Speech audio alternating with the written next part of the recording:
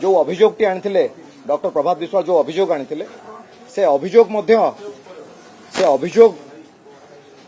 सत्य बोली प्रमाणित हो सारी आपण मैंने भी निजे देखिथिबे आमर वेबसाइट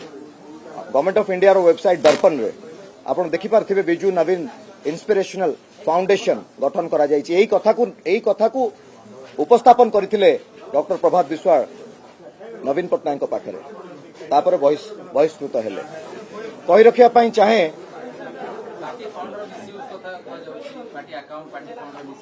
सेटा भविष्य रे आपण माने निजे जानि परिबे कहि रखिया पई चाहे जो भली भाव रे अत्याचारित करा जायछि जो भली भाव रे अन्याय करा जायछि ताहा केबे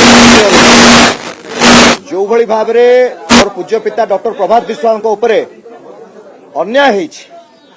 तांको प्रति जो भली भाव रे अत्याचार करा जायछि जो भली भाव रे अधर्म करा जायछि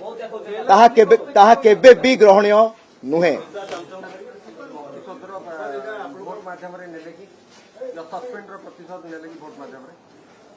निश्चिंत भाव रे जहाँ आपण कहउचंती ताहा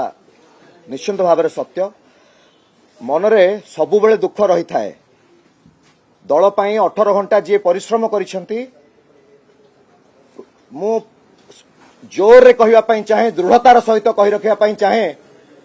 चिटफंड पैसा खाइला किए चिटफंड चोर हैला किए नवीन पटनायक एसटीम गाड़ी शीशा काच भांगिला किए आज पर्यंत दोष मुंडौची किए मिडनाइट ऑपरेशन मे 29 2012 मिडनाइट ऑपरेशन कला किए आज पर्यंत दाग कहा देहरे लगी एथुर आपण माने अनुभव करि पारुथिबे आ अधिक किछि कहू नाही।